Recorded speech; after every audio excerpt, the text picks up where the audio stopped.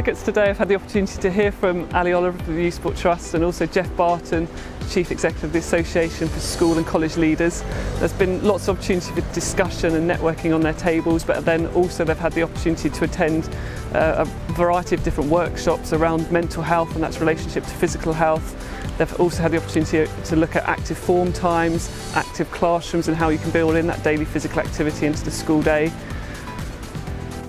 What I was essentially saying in there was well, two things. One, the experience I had as head teacher for 15 years and the decision we made to become a sports college was the most important part of that headship. And what I saw was the way sport liberated young people and also fed into the wider culture. And I was kind of reminding us of some of those principles if we needed to be reminded of them, why it's so important. And then asking some questions about, so what is it distinctively about PE and sport which is important? And of course some of that is going to be to do with health awareness and global citizenship and so on. But actually we mustn't get away from the fact that what PE and sport does is to instill skills, knowledge, discipline, social interactions, things which are going to help you in every lesson, but in itself which is inherently important. So it's been brilliant to be here today in Cambridge to have the opportunity to talk to so many important head teachers, primary and secondary, but we've also had heads of PE, subject leaders from primary schools and colleagues from the world of sport and sports development. Very importantly, we want schools to remember that they've got 3 tools in the toolbox when it comes to this area. We've got physical education curriculum time delivered by teachers with a very explicit focus on learning. And in primary school we want that learning to be learning physical literacy and helping young people acquire the skills they'll need to have choice and engage in sport for the rest of their life.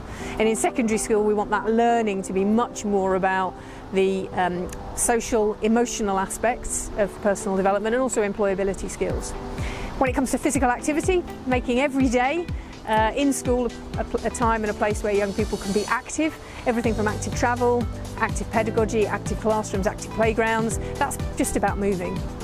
And of course we know, and I've been able to explore today with delegates, the important relationship between physical activity and cognition and the physiology of the brain and the physiology of the body. So can really help young people be fit enough to learn by simply getting them physically active.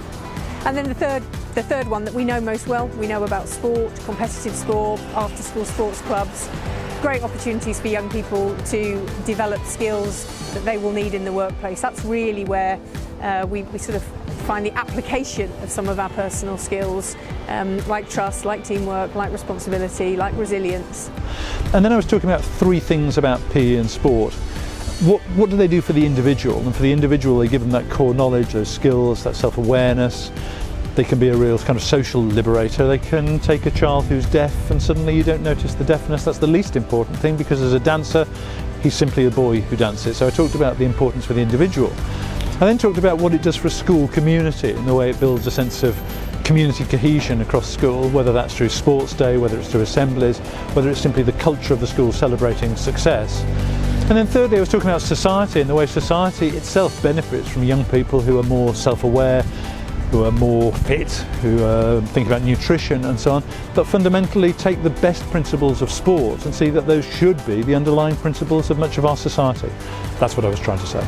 It's been a great morning this morning, great to have so many local secondary and primary school leaders here this morning. It's been a great opportunity for us to get those messages to our school leaders who can hopefully go back to their schools and really start to make a difference.